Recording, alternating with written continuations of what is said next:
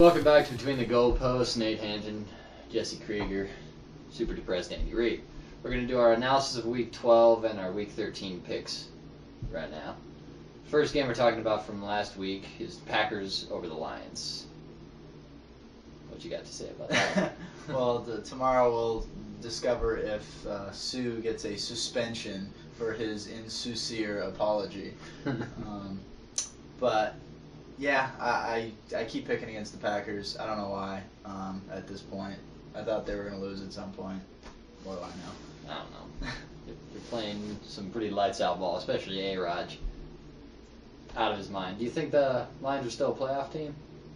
I have to believe so, just because the Bears don't look like they can get Caleb Haney up to speed quick enough to actually be a factor in a scoring offense. So other than that, you're only worried about the Falcons. Yeah, I still like the Lions.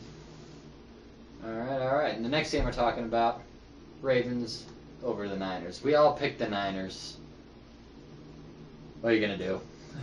What do you got to say about that one? A couple of really pivotal moments. The Ted Ginn bomb for a touchdown called back on a cheap chop block, and then the Terrell Brown pass interference on the deep ball to Torrey Smith really flipped the momentum of the game. But even with that, a good point was brought up on the air of one of the stations that neither of these teams have a championship caliber quarterback right now. And as much as I love what Alex Smith has done this year, he's not A-Raj. He's not to that level where you can put a team on his back and just carry him.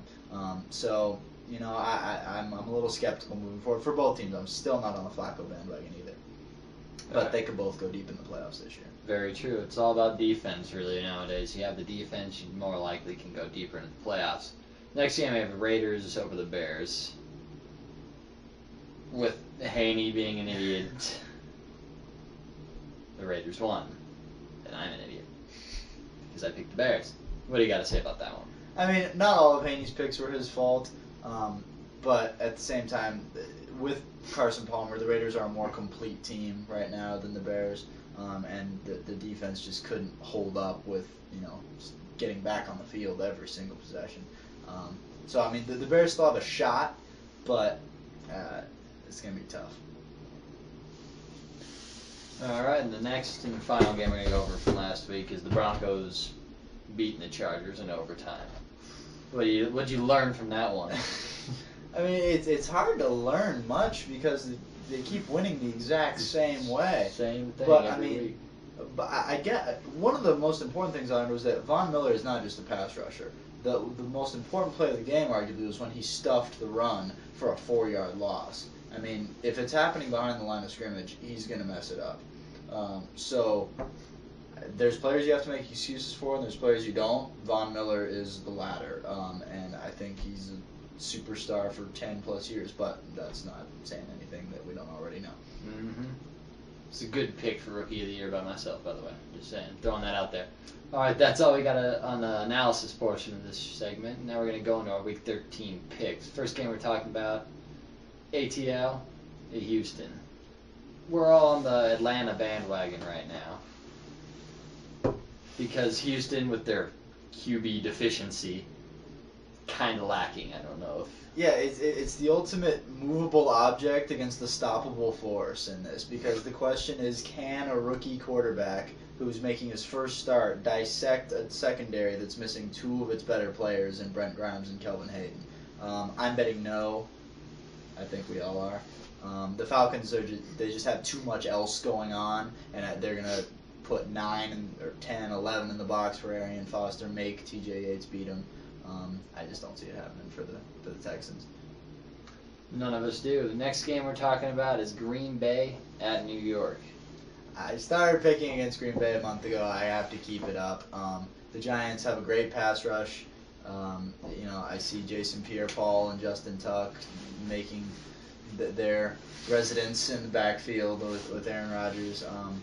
And I mean, somebody's got to figure out a scheme against these guys. And I think the Giants are a renowned spoiler. Yeah, that's a good point. But me and Mr. Reid over here are going for Green Bay. Next game we're talking about is Detroit at New Orleans. Well, we saw last Sunday night what it does to you when you pick against Drew Brees in the Dome. So Won't be doing that again. Yeah. I won't be picking against Drew Brees for a long time. No. I mean, he's just. I mean, Aaron Rodgers is getting all the pub because his team is undefeated, but Drew Brees is right there with him in terms of just commanding his offense. Very true. I just don't see any way that Detroit, especially without Sue, Yeah. can do anything to stop Drew Brees. It would be a surprise if he played on Monday night or on Sunday night rather. Indeed. Then the last but not least, of course, we got to talk about Tim Tebow versus the Vikings. We're all on the Tim Tebow bandwagon. We're going to continue to be on the Tim Tebow bandwagon until that sucker derails. Which I don't really know if it's going to happen anytime soon or not. Not this weekend. Dude. I mean, the defense has been playing lights out, and now they get a true cream puff matchup against rookie Christian Ponder and probably no Adrian Peterson. Michael Jenkins is out for the year. All you really have to worry about is Percy Harvin. I would be surprised if the Vikings can get a touchdown in this game. So, I mean, really all Tebow has to do is get a few field goals out of Prater, pack it up, and go home. The only saving grace for Minnesota would be if Von Miller doesn't play because of his thumb.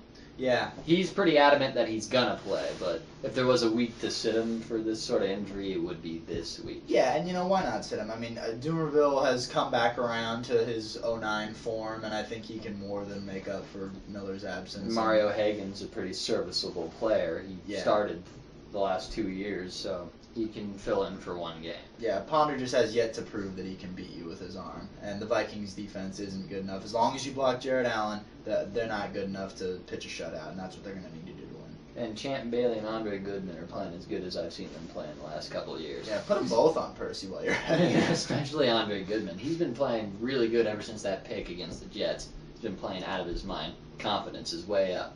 All right, but that's all we got for you on our picks and analysis segment for this week. We better get out of here before this guy uses this thing. We'll see you.